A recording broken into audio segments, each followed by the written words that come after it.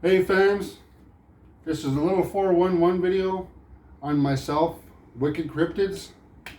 I deal with, or I am in Demonology and Cryptozoology. Now, a lot of the people misconstrued a lot of don't even know what a cryptid is. Well, the definition of a cryptid is an unknown creature, an undocumented unknown creature. And that's what I go after. The everyday coyote, bear, and all that stuff doesn't fascinate me, don't thrill me, or don't even scare me anymore. I'll walk up onto a bear. You know, that kind of stuff don't scare me. I'm a adrenaline junkie and a thrill seeker. And going after my cryptids, I get just that.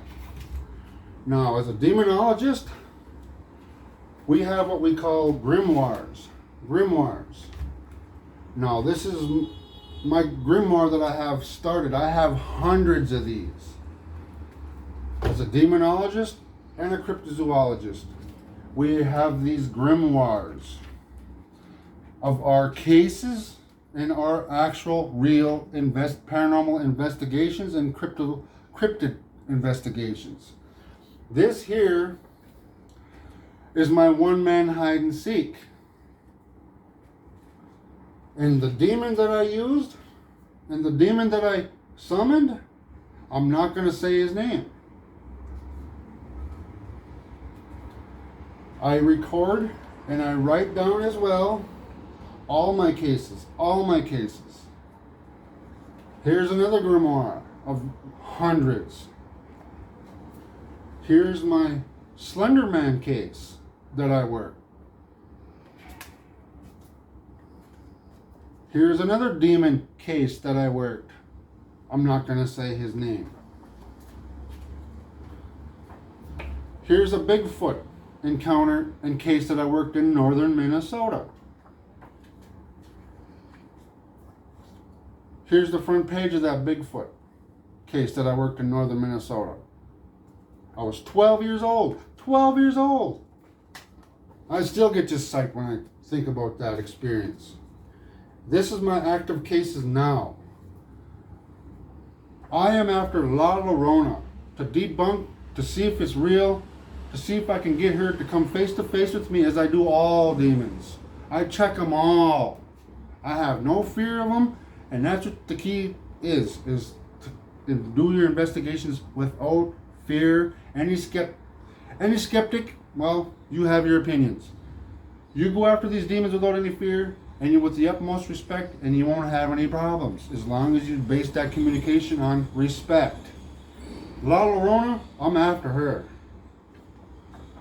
All this fame and publication ever since her name, she wasn't even known until it got into the media.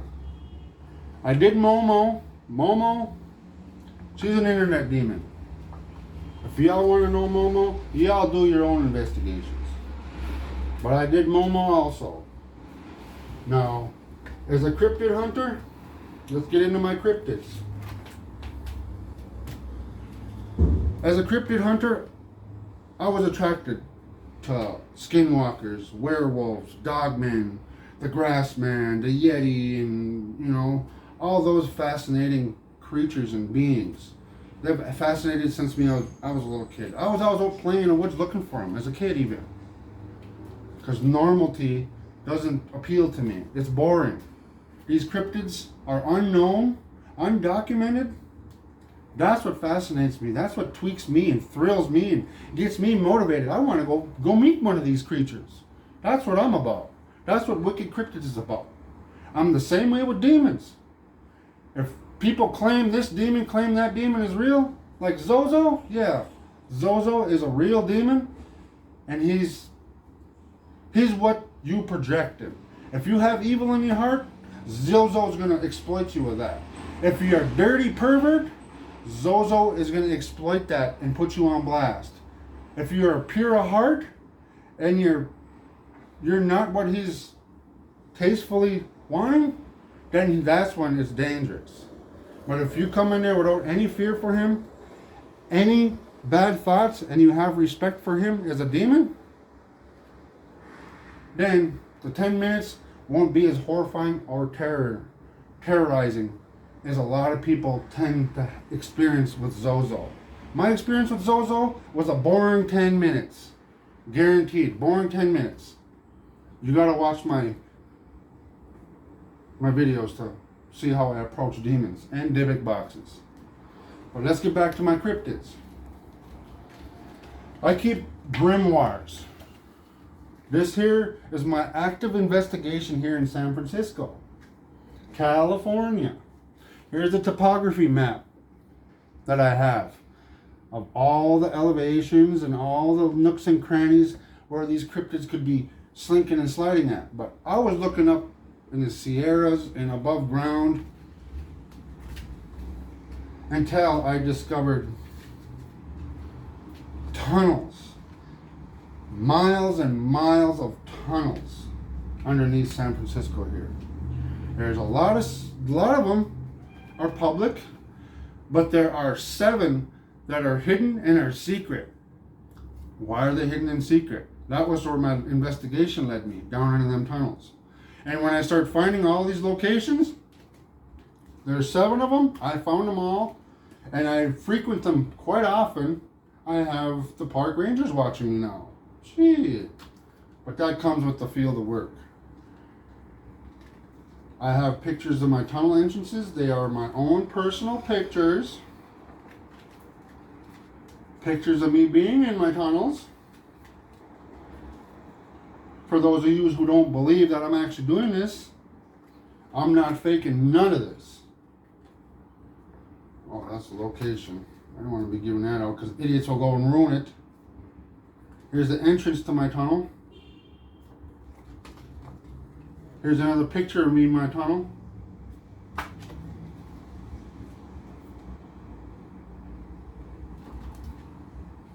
And that was my profile pic at one point. You guys, you fans remember that? And here is the corner of the entry of my favorite tunnel.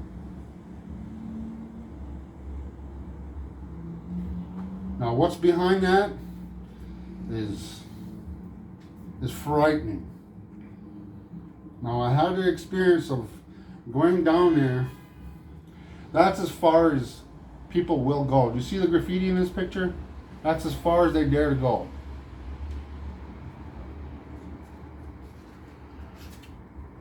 Those are my tunnels that I've been investigating thoroughly now for over 2 years. I don't just go visit this and do a necrophonic and all that garbage. Well, it's not garbage. The necrophonic is a good tool. I use it a lot as long as the dead wave. Very, very much. But I don't just go to these locations once. I revisit these frequently, over and over and over, to catch the same kind of parapsychology behavior of my cryptids or this demon. Parapsychology is the behavior of the demon. Parapsychology to a cryptid is the behaviors of that cryptid. What is that cryptid doing? With that, you can profile the demon or the cryptid. That's what I'm about. I make profiles of these so that I can give them a personality. Make them real. That's what it's about. Making these cryptids real and making these demons real. Give them a profile, an accurate profile. Don't just go and make one up. There's a lot of that going on, and it's disrespectful. Those are my hidden tunnels. I believe there's suspected genetic engineering also in these tunnels. Now, I'm on a trail of a real life Ute skinwalker. All the behaviors are there. Everybody in the Navajo Nation that I do know, and that I know of their community, the skinwalkers from that community are dormant. There's no reason for them. They are the natural skinwalkers. They were given the skinwalker ability from the Jinn. The Apache skinwalkers were also given the ability, but it was from a shaman. Now that makes them borderline good and evil. Now the Utah Native Americans are all shamans. They weren't given the ability to change. They forced themselves to change by rubbing salves on them and wearing the animal hide that they so desired and will become. That's the kind of behaviors that my investigation is leading me to, picking up from. The hunting behaviors of this skinwalker are all there, and it's pointing to that race of skinwalker, of it being from the Ute Nation, the Utah Nation. Not from the Apache, not from the Navajos. There's 3 races of skinwalkers: the Navajo, the Apache, and the Ute Nation. And I'm under the suspicion that my skinwalker is from the Ute Nation. All the signs are there, the profile's there, everything. And it's in my grimoire. These are the cryptids that I suspect being here, what I'm investigating. All these tunnels are leading to one place, in one place only, and that's to the Fallen Islands. Now, if I were a billionaire and I had the money and the power and I had captured one of these skinwalkers, wouldn't I want to develop the gene and weaponize it somehow? That's a real picture of a real skinwalker. Get real good up and close to that. That's a real skinwalker.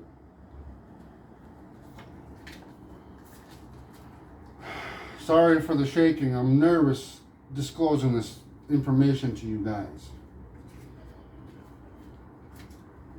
Where are my other skinwalkers at? What did I do with them?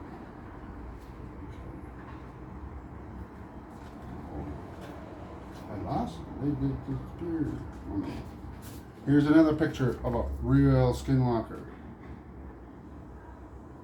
He is Navajo.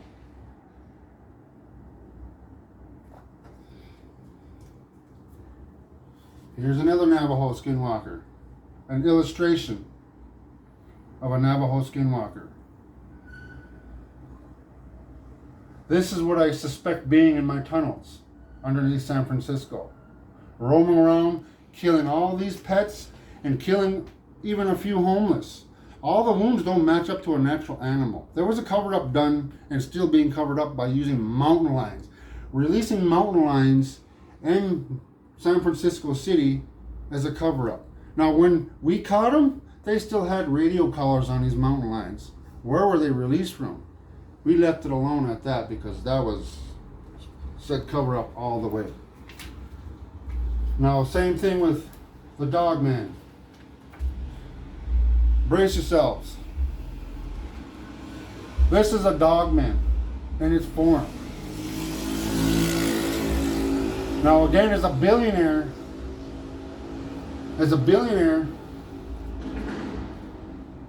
wouldn't you want to weaponize that? Wouldn't you want to have a team of dog soldiers? Does that sound familiar? Billionaire developed a werewolf gene even, or a dogman gene, and put it into these soldiers. That would make perfect soldiers. They have the healing abilities. They have the telekinetic abilities. It's a perfect soldier. Now, if I were a billionaire, that's what I'll be targeting: skinwalkers and dogmen. And that's where my investigation is leading into, is that them scary facts. I've found hidden laboratories in them tunnels. What are they using those laboratories for, or what are they going to be using them for? I have footage of all this. But as a smart person, as a smart demonologist and cryptozoologist, I'm not going to be uploading it to YouTube. For those who are exclusive, I'll be more than happy to make copies of it, put locks on it so only you can watch it, and I'll send them to you. But you know who yous are. I do what I do on my own time, with my own money, and I do it quite frequently. It started out as I don't even want to say a hobby. It was a way of life because of my mother. My paranormal mother, Rosemary Ellen Guiley, trained me in all this. On her dying deathbed in 2019, she asked me to carry on her legacy, which is what I come out of retirement for. And as it led me here. This is where her trail ended and where I picked it up as a demonologist. She was after La Llorona and Lechuza. People get Lechuza mixed up and La Llorona mixed up. Well, I'm going to give them their own profiles and their own. But the grimoire, sorry, I tend to ramble. I'm not good on camera. So thank you for staying with me. I have a few other explanations, but as a demonologist, you keep grimoires. As a cryptozoologist, you keep grimoires. This here was my original Wicked Cryptids logo. All my own hand drawings. But thanks to Spirits 13 for all my logo and video needs, marketing needs, Dom did an amazing job on our new logo, Wicked Cryptids. Thank you, Dom and Lexi. We love you very much. Spirits 13, guys, if you need a logo, hit up Dom at Spirits 13. This here is my notes of my northern great white shark migration here. It's new. Something of chasing all these sharks ashore. What's out there that's bigger than them and chasing all these normal sharks ashore? There's my one-man hide-and-seek notes. There's my Dybbuk box, my last 2 Dybbuk boxes that I've done. There's my paranormal investigation notes. My necrophonic notes. I have folders of these. Folders of these. Here's for a fan of mine.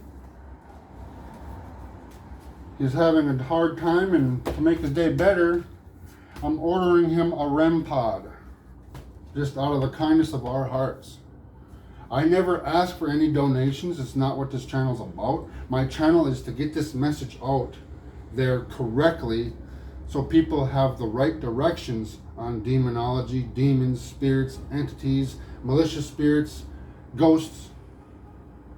That's what my message is about. I'm not about subscriptions. I'm not about likes. I would much like it if you leave a comment and let me know what you think of my videography in my investigations. That's what this channel is about.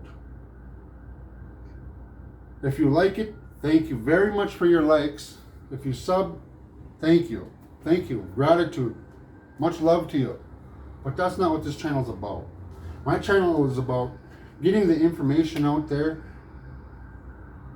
helping people with demonic, dealing with demons, dealing with malicious spirits, and dealing with these cryptids, these unknown documented animals or creatures. People in the community suffer from that because they don't know what it is. They're scared of it. Me, I go running towards danger every time. It's just in my nature. I live without fear, and I go running right towards these. Like this recently, I was on a trail with my skinwalker in a financial district, and he was closer than I thought. It sketched me out. Today on my downtime, I'm making this video for you fans so I can recollect myself because he was right below me. And when I realized he was there, he skidded and growled.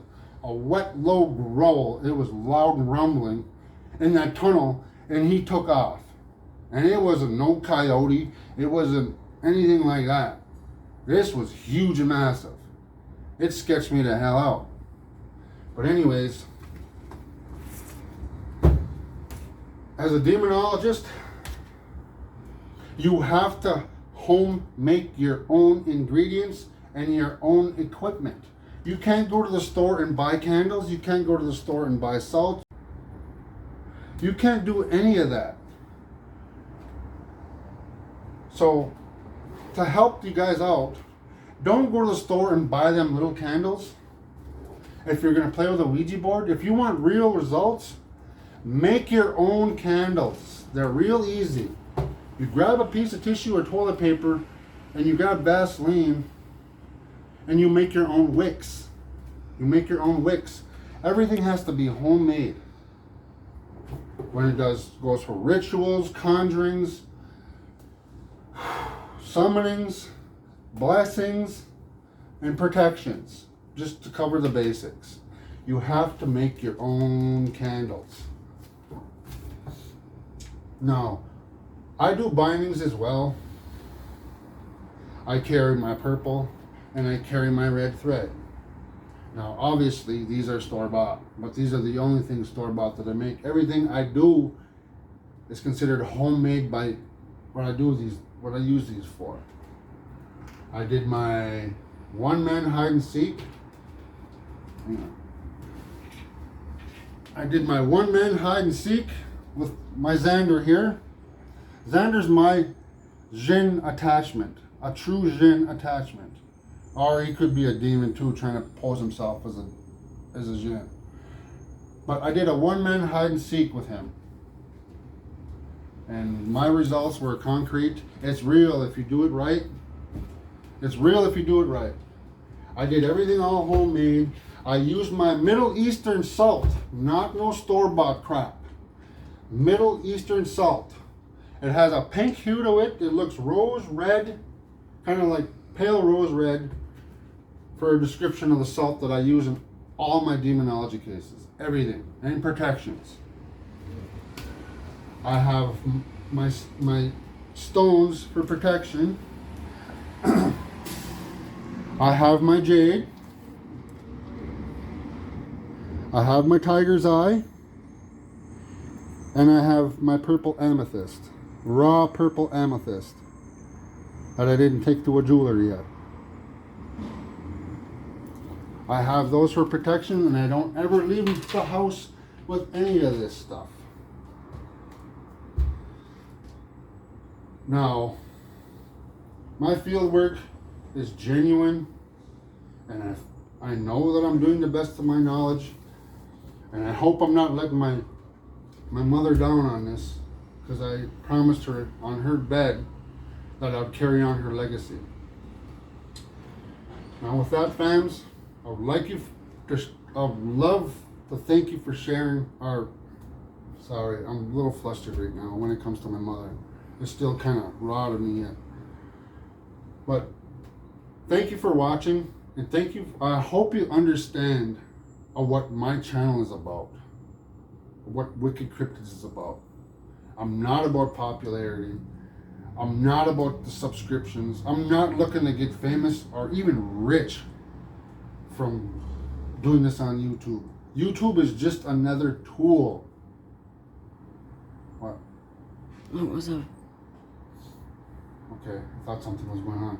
YouTube is just a tool for me to get my message out there. For those of you who like and watch the content on my channel, I love you and thank you all very much. There's so many people out there that have misconstrusions of a lot of things of what the cryptozoology field is about and the demonology field is about. And my message is, I'm trying to get that message out to you fans, so y'all get a better idea of it. And with that, I would like to do a couple shout outs at the end of this video here for my sister Jenny McGinnis. So much love and support and compassion. It's just, I love the amount of respect and love that I get from our sister Jenny McGinnis. She's always there for us. She's always guidance. She's one of my overwatches and gets exclusive contents. She's there with me on the phone when I'm in one of my tunnels. That's the kind of support that she gives me. She gives me the motivation in life to keep going in these tunnels. Love you, Jen.